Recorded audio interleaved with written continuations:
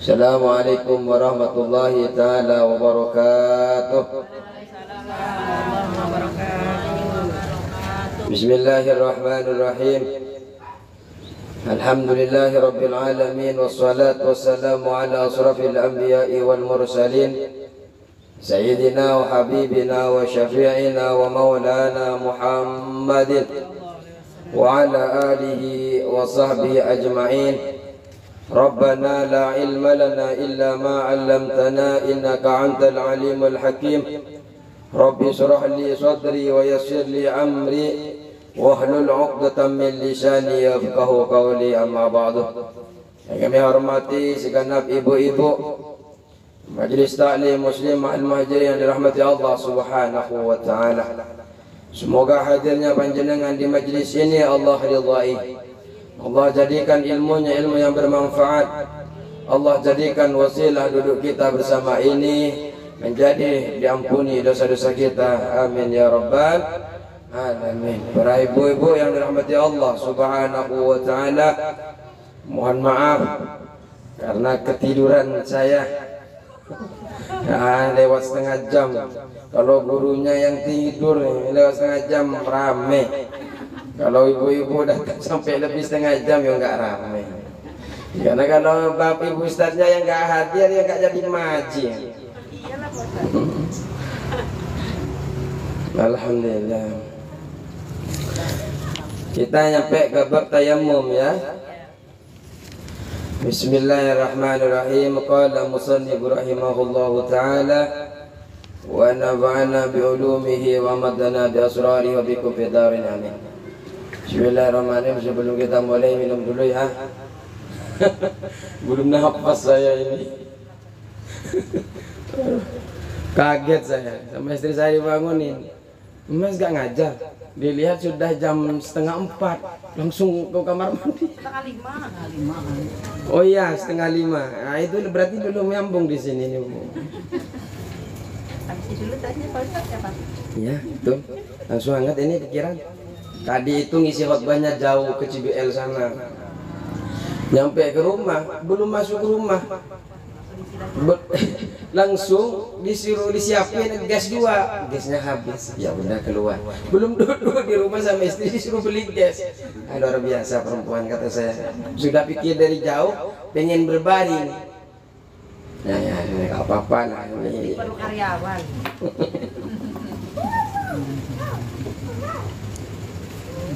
Bismillahirrahmanirrahim. Faslun. Pasal. Kita akan mempelajari tentang sebab-sebab tayammum sekarang ya. Karena tayammum itu pasti ada sebabnya. Ada terasa Iya. Barengan bareng saya, ibu-ibu. Jadi kalau tayammum itu secara bahasa adalah al-qasdu, bermaksud. Jadi secara bahasa apa? Al-qasdu, bermaksud.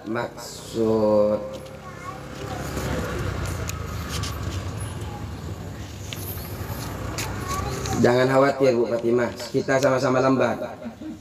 Saya lambatnya ketiduran tadi. Tidur bukan ketiduran. Ini saya masih gemetar ini, nggak tahu nyampe mana kitabnya ini. Ada yang sama dengan kitab saya nggak? Ada. Halaman berapa? Oh, berarti kebanyakan saya bukanya halaman 8 ini. Astagfirullah. Pantesan nggak ketemu. Oh, di bawah ya, paling bawah. Jadi tayammum itu secara bahasa adalah al-qasdu, bermaksud.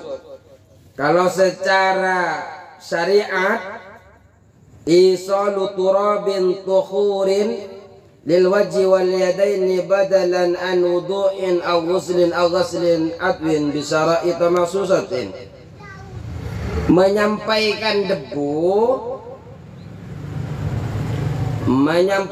debu ini secara syariat, tayammum secara syariat. Kalau tadi itu al-qasdu itu secara bahasa, sedangkan di dalam Islam itu yang dipakai adalah Penyakitnya hilang.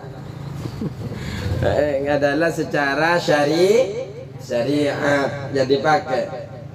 Apa secara syariat? Isalu turabin, menyampaikan debu tahurin yang suci lil wajhi pada wajah, menyampaikan debu kepada yang suci pada dan kedua tangan. Jadi menyampaikan debu yang suci pada wajah dan kedua tangan sebagai ganti dari wudu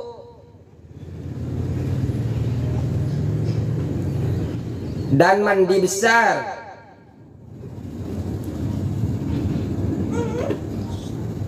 atau membasuh anggota dengan syarat-syarat yang ditentukan.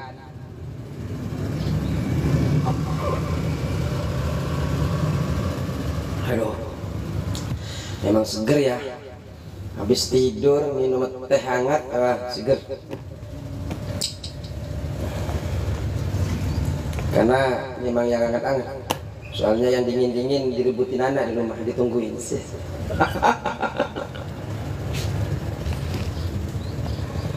Jadi Bu, secara bahasa ini kita sudah bisa membaca bahwa yang disebut dengan tayamum adalah berpindahnya debu dari tanah, dari tembok, dari mana saja, sehingga debu itu sampai kepada wajah dan kepada kedua sebagai apa? Sebagai ganti, bukan sebagai sama-sama penyuci Bu, tapi sebagai ganti. Sama-sama bisa menyebabkan suci sama badan, tapi nanti ada sebab-sebabnya ini. Ini adalah sebagai ganti dari wudhu, sebagai ganti dari mandi besar, sebagai ganti dari membasuh anggota tubuh. Karena kita nanti Bu ada tetap wudhu, tapi kita masih harus memakai tayamum. Selain wudu kita tayamum, selain kita mandi besar harus tayamum. Ada itu aturan dalam agama. Dengan syarat-syarat yang ditentukan, artinya membasuh anggota tubuh itu dengan syarat-syarat yang ditentukan. Apa saja syarat-syaratnya?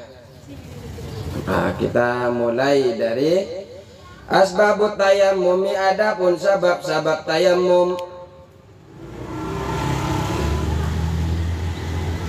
Asbabut tayammumi, adapun sebab-sebab tayamum, artinya sebab-sebab kita dibolehkan tayamum. Salah satu, yaitu ada 3. Sebab-sebab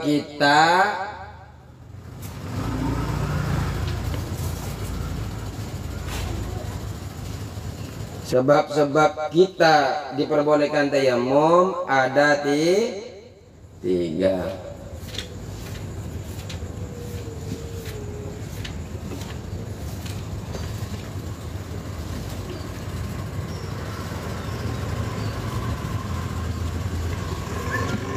Terus apa saja yang 3? Yang pertama adalah faqdul ma'i, tidak adanya air. Ini yang pertama. Baik tidak adanya air itu Bu, bagi orang yang musafir, atau tidak ada air bagi orang yang mukim. Ketika kita musafir di jalan gak ketemu air, pas waktu sholat kita ini dalam keadaan mencari air tidak menemukan, stok air tidak ada, maka karena tidak ada air ini, maka kita diperbolehkan untuk melakukan tayamum.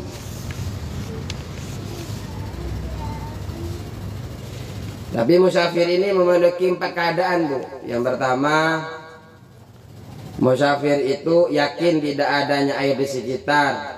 Misal sedangkan sedang berada di tempat-tempat padang pasir, maka ia langsung bertayamum, karena memang kalau di padang pasir itu lumrahnya tidak ada air. Malah kalau saya nonton di TV-TV itu, kalau nonton di padang pasir itu sampai sepertinya ada air, tapi setelah nyampe tidak ada air. Apa namanya ya itu ya?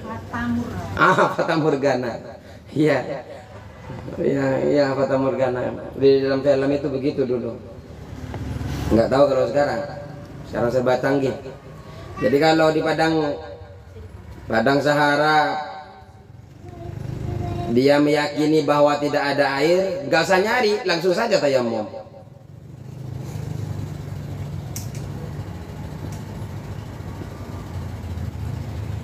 Kalau seumpamanya musyafir itu yang pertama kan, ketika di padang pasir yakin tidak ada air, langsung tayamum.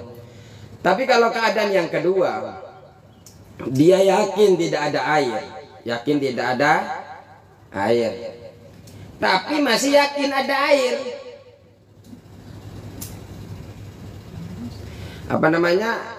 Yang kedua ini yakin dalam keadaan meyakini bahwa ada air sekitar. Nomor dua ini meyakini ada air, mau ada atau tidak. Kalau sudah meyakini ada, maka harus wajib mencari dahulu, cari dulu. Kenapa? Karena sudah meyakini di dalam benaknya itu, Bu. Makanya ada ukuran di dalam Islam itu, di dalam kitab fikih itu ada ukuran. Ada namanya haddul ghausi. Haddul ghausi ini mana ya? Aduh, kalau lambat sampai ke spidol nggak ada. Ada namanya haddul ghaus. Haddul ghaus ini jarak kita mencari air.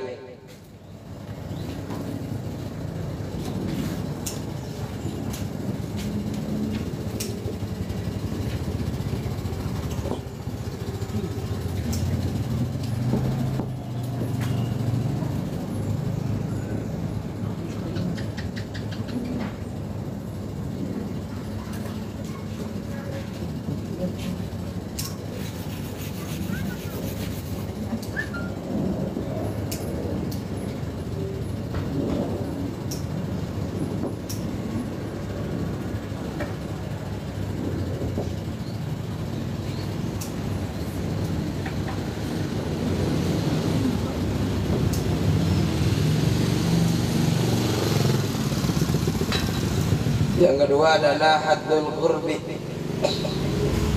Yang ketiga adalah haddul bu'di.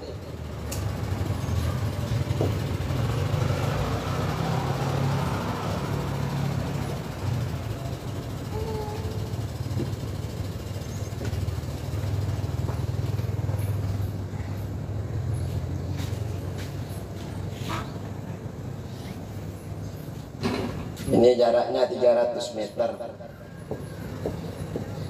Dari 300 meter sampai 3 kilo. Ini jaraknya adalah ini ya, hadul qurbi.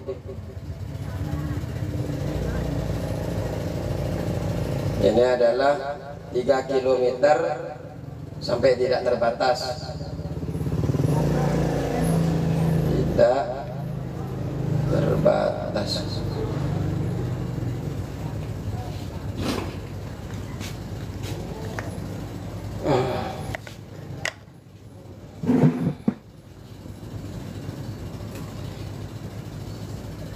Ini adalah jarak dalam, mau ditulis dulu?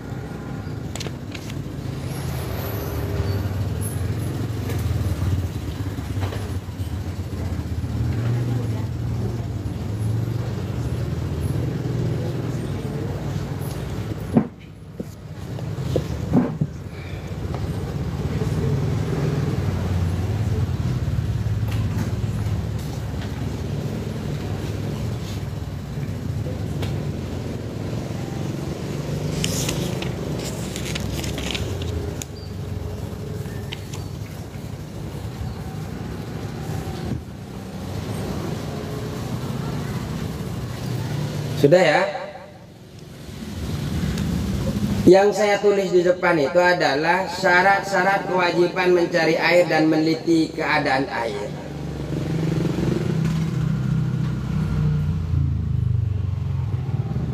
Haddul Ghaus itu jika menduga ada air maka wajib mencari dengan syarat aman nyawanya.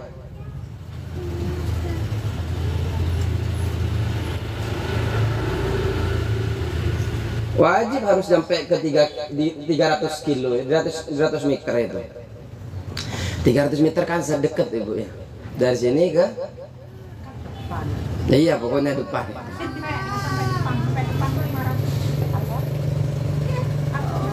Ya, ada 12. Ya, ada 12.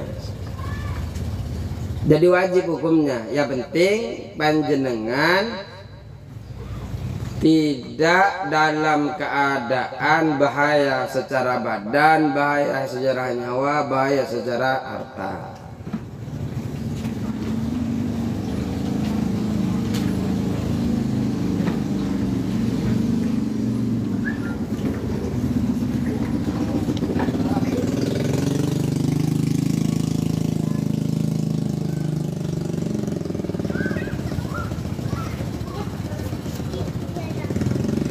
Tapi jika yakin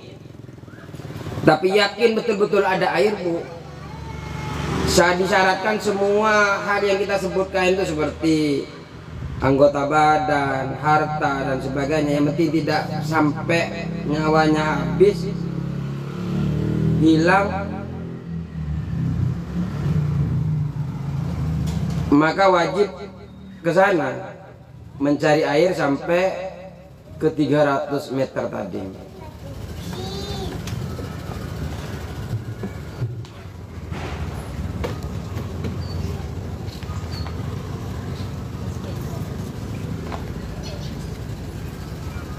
adalah tahapan-tahapannya. Kalau di haddul qurbi ini disyaratkan keamanan nyawanya.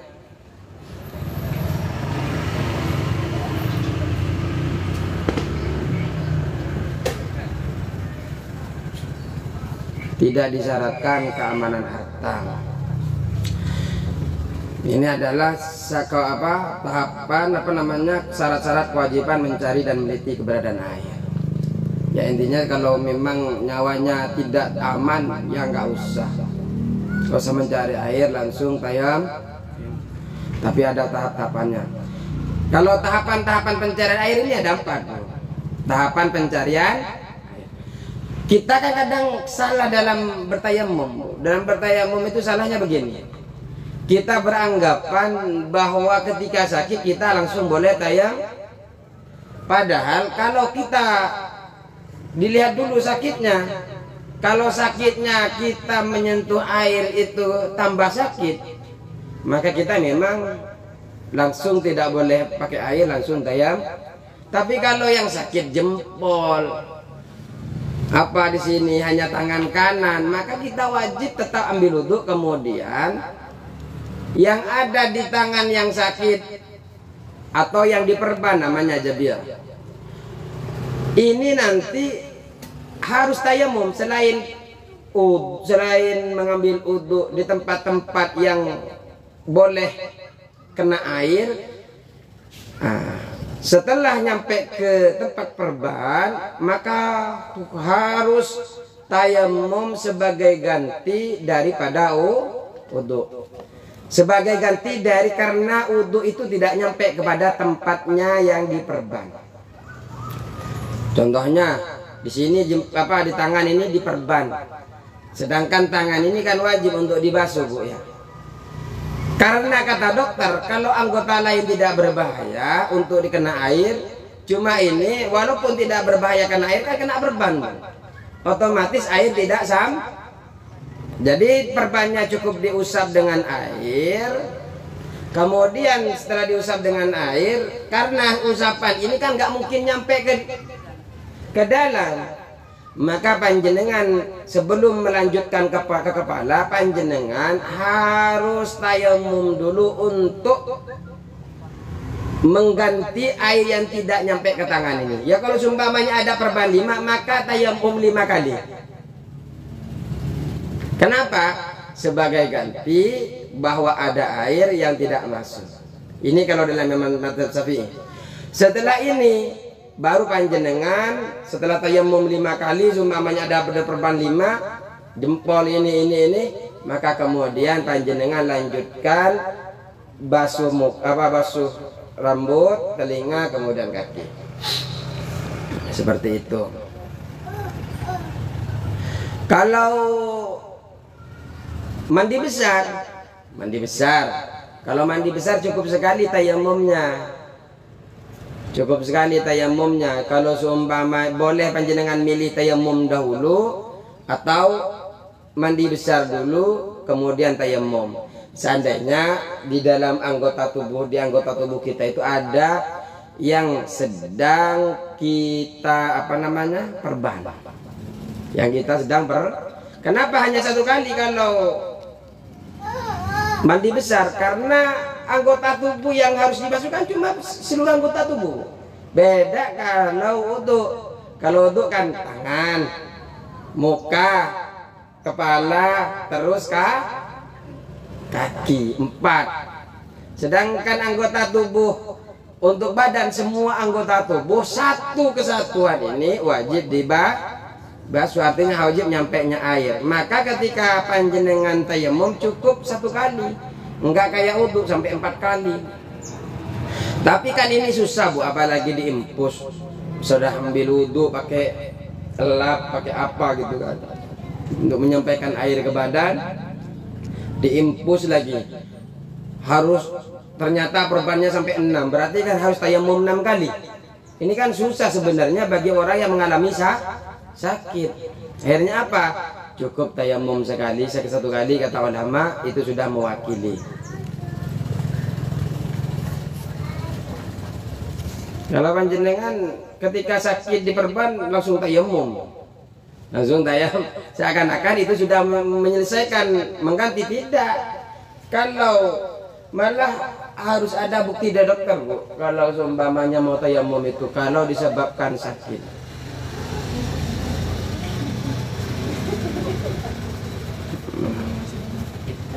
Cuma diimpus langsung tayamum. Ada tahapan-tahapannya. Kalau memang air itu dapat berbahaya, maka langsung tayamum.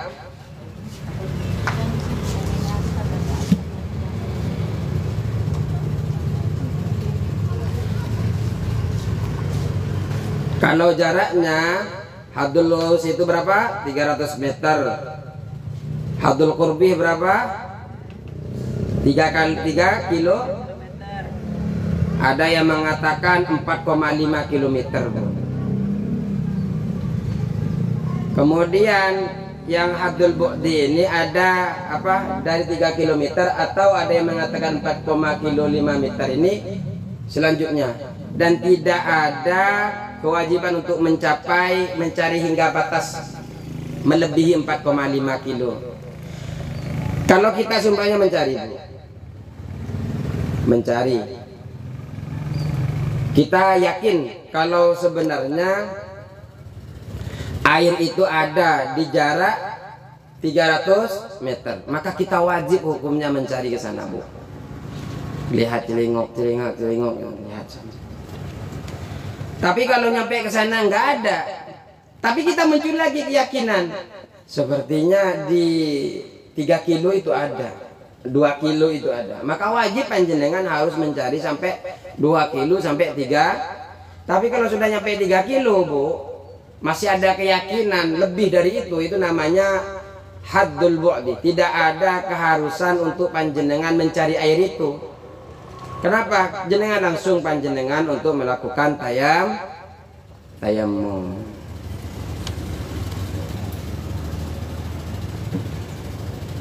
Itu bagi orang yang mencari air. Jadi yang pertama ini adalah apa yang pertama? Tidak ada air. Bagi terus. Tidak ada air ini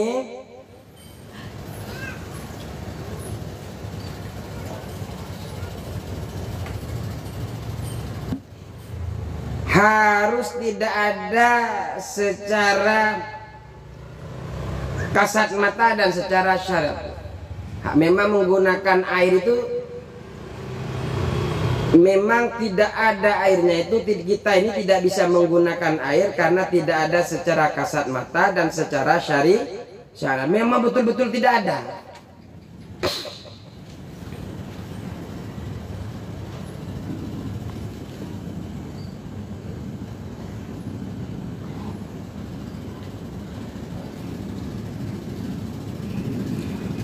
Setelah mencari ya, jadi kita memang mencari secara kasat mata, secara syariat. Setelah mencari memang tidak ada. Terus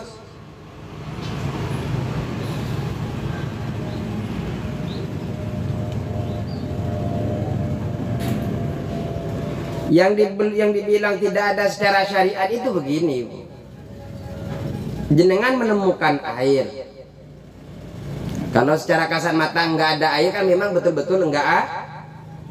Kalau yang dimaksud dengan tidak menemukan air secara kasat mata, jenengan memang betul-betul tidak menemukan air. Di situ nggak ada air sama sekali. Nggak ada. Kalau ini banyak nih. Di bangku-bangku ibu itu banyak di dos. Yang dimaksud tidak ada secara syariat, tidak mampu menggunakan secara syariat. Yang pertama, jenengan menemukan air tapi dibutuhkan makhluk hidup yang muhtaram, yang sedang kehausan, ada kucing kehausan, maka panjenengan tayamum saja. Sekiranya air itu hanya cukup untuk diminum kucing. Jadi ada air tapi dibutuhkan makhluk hidup yang muhtaram, yang dimuliakan, yang sedang kehausan. Yang muhtaram ini diantaranya yang haram untuk dibunuh.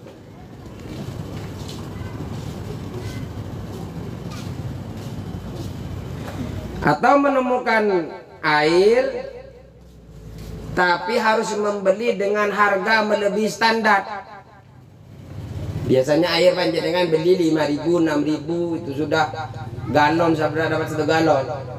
Ternyata ada air tapi 1 galonnya harus membayar 50.000, harus membayar 100.000. Itu kan ya kalau ke Indomaret mungkin dapat sama galonnya 50.000 itu.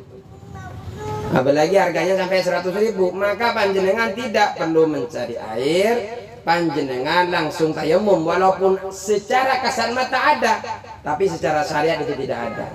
Panjenengan gak usah beli, langsung tayamum.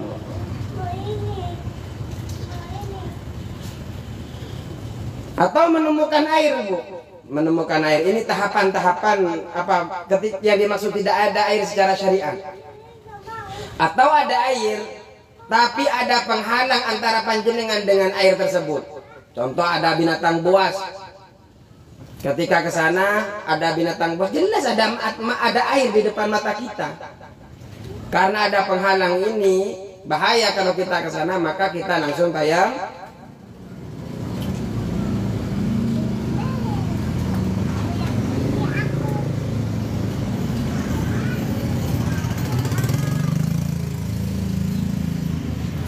Selanjutnya ada air tapi khawatir sakit jika kita memakai air tersebut. Ada air tapi sakit, kalau takut khawatir kalau kita menggunakan air tersebut kita akan menjadi nah, itu adalah sama seperti tidak ada walaupun ada secara syariat. Terus wal maradu dan sakit.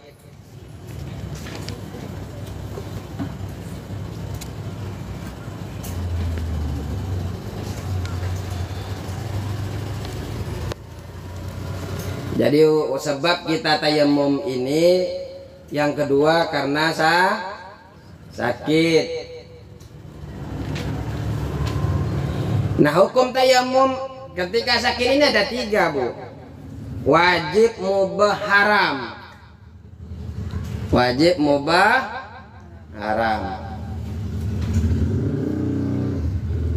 Wajib itu ketika khawatir mati jika menggunakan air, maka wajib hukumnya tayamum.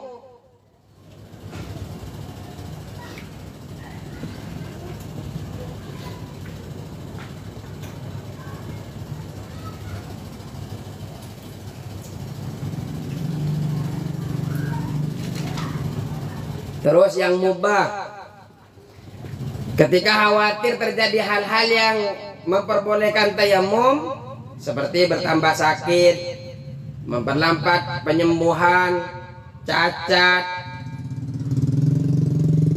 hilangnya fungsi anggota tubuh, itu kan hanya khawatir.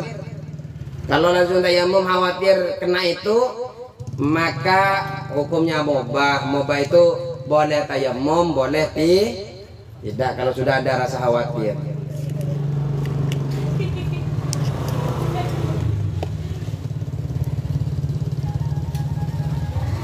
Jadi kalau yang pertama wajib tayamum, yang kedua mubah, nah yang ketiga haram. Ketika apa yang haram? Jika sakitnya ringan, tidak berbahaya kita menggunakan air, kemudian dia tayamum, maka tayamumnya menjadi tayamum yang haram. Karena proses tayamum banyak. Enggak ketika diimpus langsung tayamum. Tenang, Bu. Kita sama-sama. Kalau lagi diimpus, ya kebetulan saya nggak diimpus. Tapi dulu saya tayamum karena nggak bisa gerak, nggak bisa jalan. Di RT 10 itu jalan begini sampai merangkak. Saya dulu waktu mau beli obat, yang namanya masih sendiri, nggak punya istri. Sedih sekali ya Allah. Coba kenal dari dulu. Ada yang beliin tadi sana. Oh iya, pantesan carinya perawat kata Bu Hani.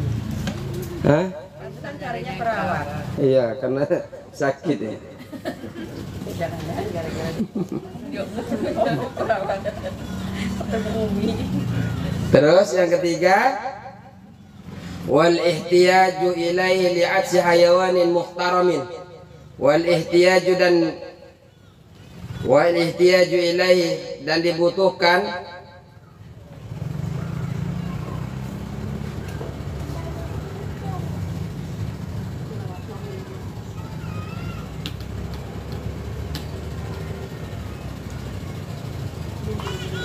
li'atsi hayawanin. Jadi wal ihtiyaju ilaihi dibutuhkan air tersebut li'atsi hayawanin karena hausnya hewan,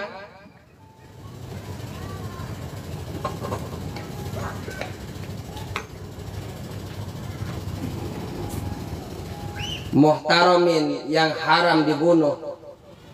Jadi yang dimuliakan oleh Islam ini haram hukumnya dibunuh.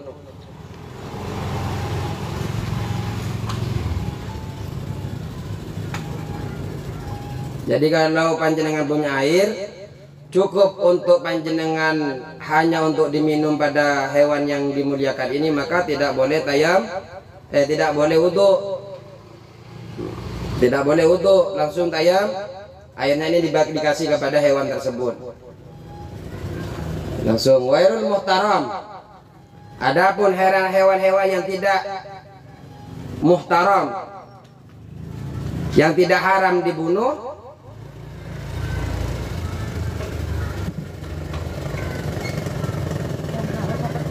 tidak haram. Wairu muhtaramin. Adapun hewan-hewan yang tidak haram dibunuh, sitatun, yaitu ada 6.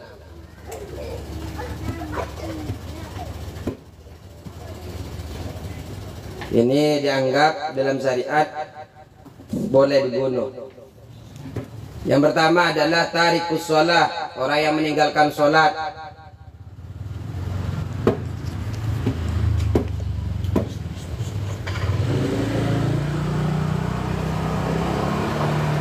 Ketika sudah imam nyuruh untuk bertaubat, imam sudah makan malam, menyuruh ini seorang imam untuk kembali kepada ke jalur Allah,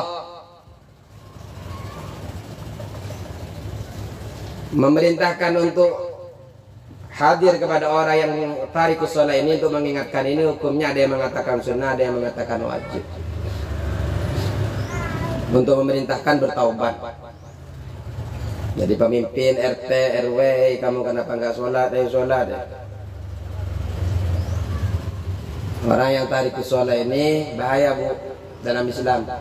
Apalagi dia tarikus sholat, meninggalkan sholat, meyakini bahwa sholat itu tidak wajib bagi dirinya. Boleh dibunuh itu dalam Islam itu. Ya, kita negara hukum yang nggak seperti itu. Cuma kita kan ini jadi hasanah keilmuan. Yang kedua, pentingnya sholat. Ini menandakan bahwa pentingnya sholat. Wazanil muhsan, dan zina muhsan. Zina muhsan itu baliu, berakal, merdeka.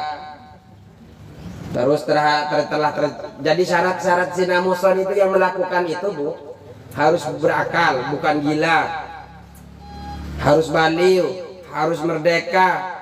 Yang keempat, syarat bagi yang disebut dengan zina muhsan itu telah terjadi jima dalam pernikahan yang sah. Artinya yang suami punya istri, yang istri punya suami, terus pernah dijima, berakal, baliu, merdeka, maka ini disebut dengan zina muhsan.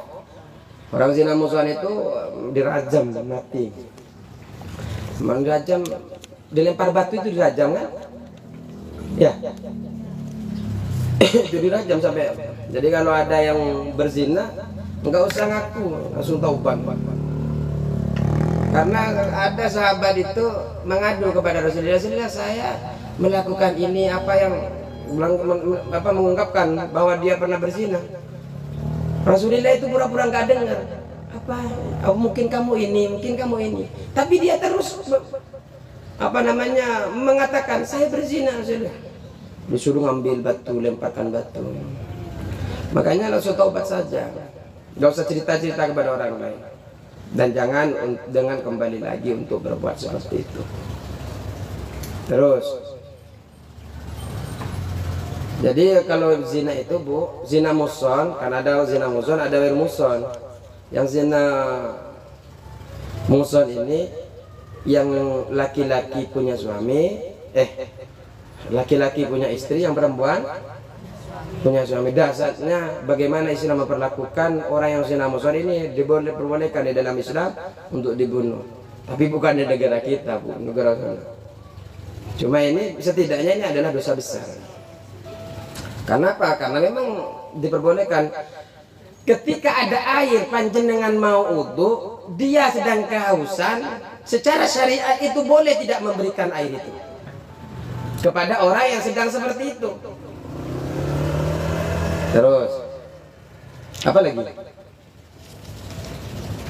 Wal murtad, orang yang murtad.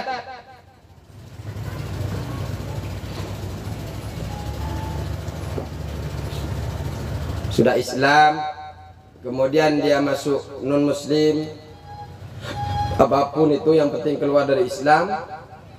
Orang yang haus terus panjenengan punya air, cuma air itu hanya cukup panjenengan untuk wudu, enggak usah tayamum, enggak boleh tayamum, tapi menggunakan air itu. Secara sosial kita kan tidak manusiawi, tapi hukum perlakukannya seperti ini bagi orang yang murtad. Siapa tahu dengan alasan jenengan nggak memperdulikan dia mendapatkan hidayah. Oh ternyata saya salah, ternyata saya kenapa tetangga saya tidak mempedulikan saya. Tapi sekarang ada PAM, air banyak. Nah nggak dibagiin air, saya banyak berjuadah punya air. Terus apa lagi? Wal kafirul harbiyu, dan kafir harbi. Kafir harbi itu kafir yang memerangi Islam.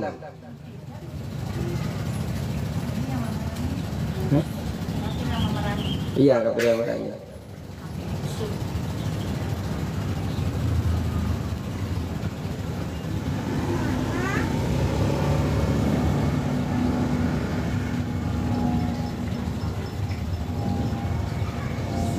Tapi kalau kafir dhimmi itu kafir yang membayar pajak untuk Islam, bayar apa, tidak memerangi, namanya kafir dhimmi. Sebenarnya kafir itu banyak tingkatannya, Bu. Ada yang namanya kafir mu'ahad, ada yang namanya kafir mu'amman. Tapi yang sering kita dengarkan harbi dan dhimmi. Kalau dhimmi itu yang tidak memerangi kepada kita, kalau harbi itu yang memerangi kita, nggak mau ikut aturan. Bagi negara Islam dia nggak mau ikut aturan. Terus wal kalbu al aquru, anjing yang galak. Nggak usah dikasih minum kalau anjing yang galak.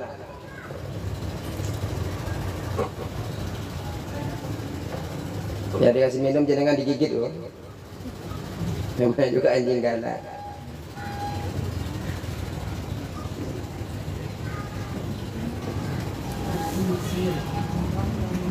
Terus yang terakhir wal hinziru. Apa hinzir? Ya jangan keras-keras ke saya ya.